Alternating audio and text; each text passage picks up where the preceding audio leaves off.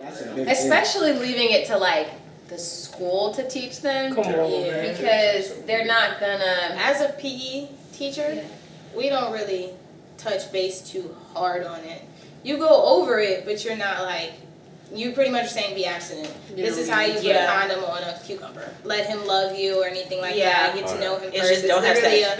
Here's a condom. Right, but you know, when you just keep telling a kid, don't do this, don't do that, what do they do? They're like, well, why can't I do it? Let me test it to see what's up with it. Well, that it's like so mysterious. It's like, well, of course I want to try it anymore. Okay, so we can. Thank you. So what happened to me, like in school, I say elementary, we used to have these drug classes there. Oh yeah. So I never, became a smoker. Or anything, but like elementary, that smoking doll thing with the cotton balls in the jar for the lungs.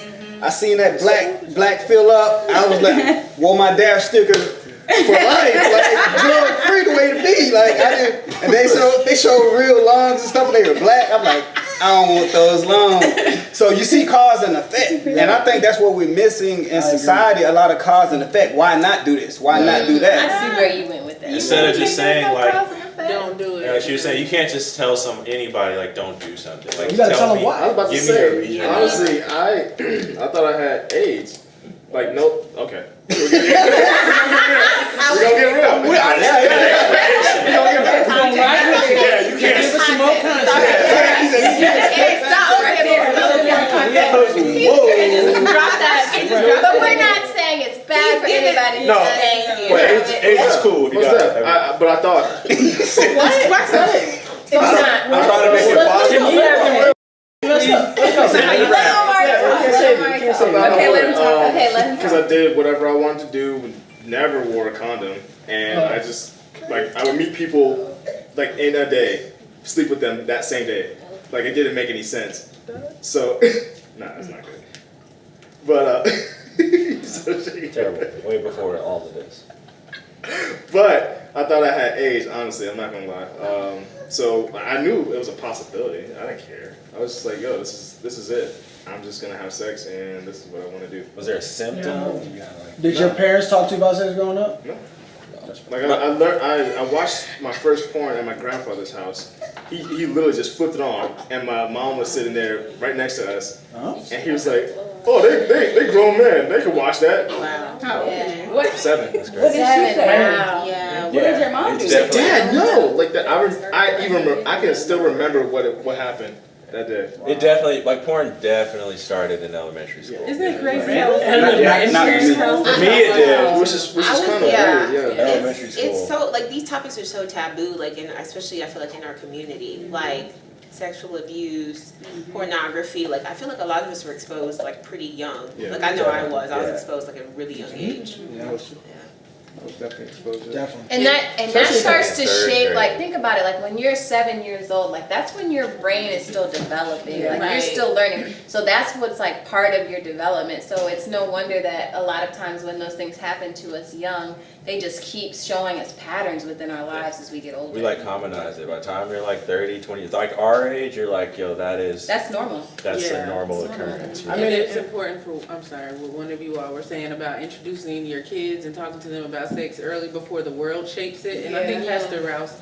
talked about that too, is giving them God's version of it, because we were just taught like, don't do it, it's bad, you're gonna go to hell, versus giving them the insight on how God created it and how it's actually supposed to be, so that the world doesn't give them that first view of that tainted version. So just of like sex. reading the word, like how you're supposed to like word or anything you read, I'll use the word, like having it in you, like if I can at least have a reference in my mind when I'm going into these situations, whereas like she said, like, oh, don't do it. If all you're telling me is don't do it and like this is in front of me, that's gone. But if you do have like a context, like a what does this mean, like the cause and effect, I'd be probably more inclined to like think my decision through. Yeah, I had been, like, when I first got encountered pornography, it wasn't something that I understood what it was until I was almost a teenager.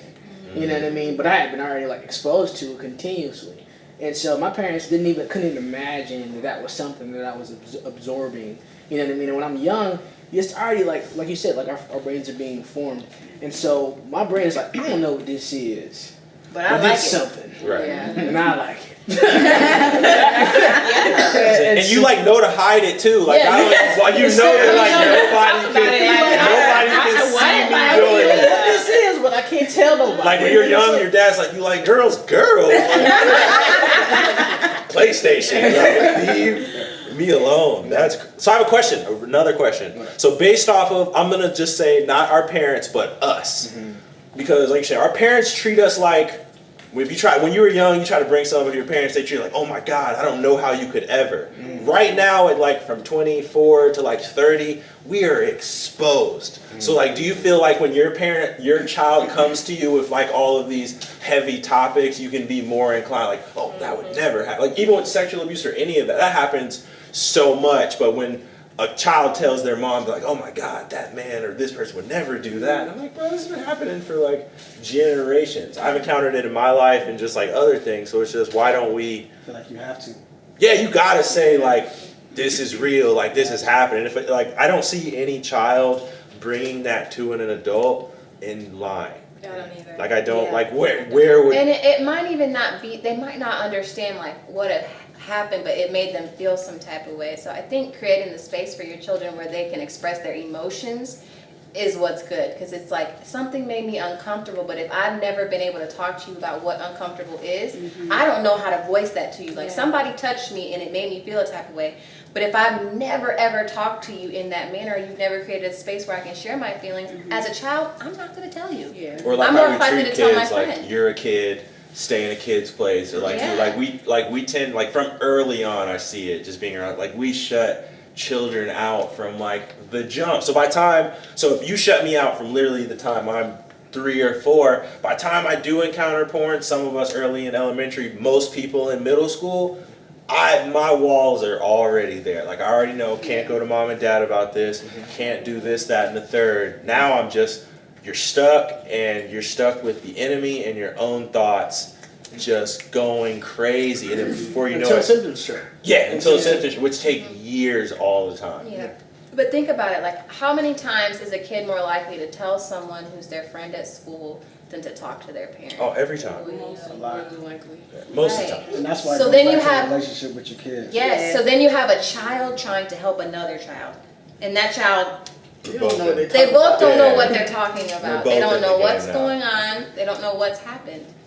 And they both fall like into it, or like one person who's already, I've seen it, been involved, like fell victim to it, and then like when trying to talk to everybody, you're just like, oh, this is the normal. So now you're bringing others, so like you're exposing as a child, exposing other kids to other things That they've maybe never experienced or might not have experienced in their youth. and you didn't even, like I said, you don't even know that this is that deep-seated thing. I wonder where that comes from, to know to hide it.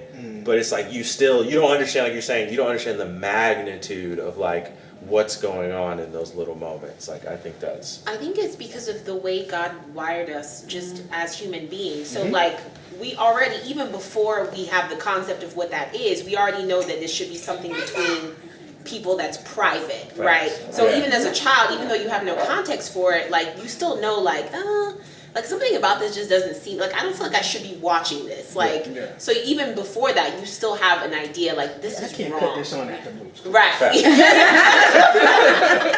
So that goes back to the parent thing. It's like us as parents, the new parents coming in, hopefully our kids will be having a completely different conversation 20 years from now.